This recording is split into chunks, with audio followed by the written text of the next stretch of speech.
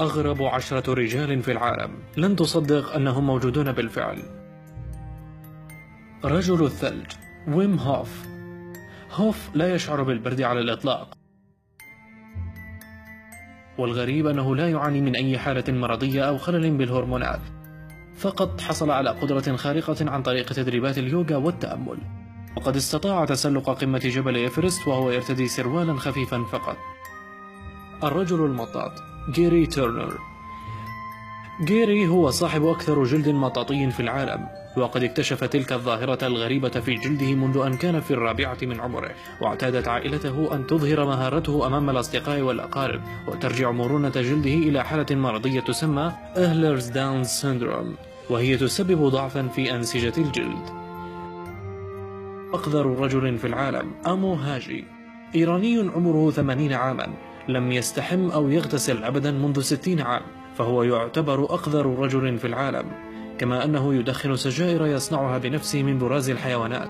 ويقول هاجي أن سبب ذلك صدمة عاطفية تعرض لها في شبابه. الرجل الحوت باول كاراسون.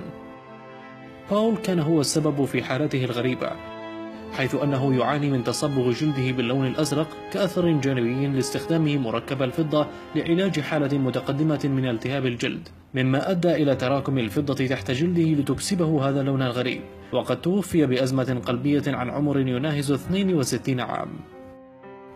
أقصر رجل في العالم شاندرا بهادور. بهادور هو أقصر رجل في العالم، حيث أن طوله 57 سنتيمترا فقط. حالة التقزم النادرة لبهادور سببها وراثي، فقد ولد طفل طبيعي بصحة جيدة ثم توقف جسده عن النمو. هو الآن في 47 من عمره، وقد حطم الرقم القياسي لأقصر امرأة في العالم جوتي آمج. الرجل الشجرة ديني كوسوارا. صياد اندونيسي يطلق عليه الرجل الشجرة، وقد خاض كثيرا من العمليات الجراحية لاستئصال النتوءات والبثور من أصابعه وأقدامه ليستطيع أن يعيش حياة طبيعية، وقد بدأت حالته الغريبة عندما خدش ركبته في الغابة وتعرض لنوع غير معروف من الفطريات والجراثيم. رجل ضد السمنة جون بيري.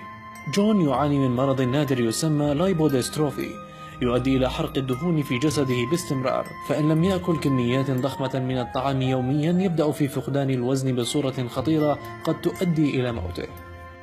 ابن الشيطان رولف بوتشلز. رولف هو صاحب أكبر عدد من الثقوب في جسده، وقد أطلق عليه لقب ابن الشيطان لبشاعة مظهره، وقد حقق رقما قياسيا حيث يملك 100 ثقب في وجهه. ويحب رولف تعذيب نفسه بتجديد الثقوب كل فترة، وقد وصل عددها إلى 453 ثقب في جميع أنحاء جسده. أثقل رجل في العالم باتريك ديويل. الأمريكي باتريك ديويل يعتبر أثقل رجل في العالم، حيث وصل وزنه إلى حوالي 598 كيلوغرام، وهو لم يغادر فراش منزله منذ 7 سنوات بسبب وزنه، لدرجة أنه عند ذهابه إلى المشفى اضطر المسعفين لكسر جزء من جدار منزله ليخرجوه من الغرفة. أجرى باتريك عدة عمليات جراحية ونجح بالفعل في خسارة نصف وزنه تقريبا. الرجل الذئب يوز هين هوان.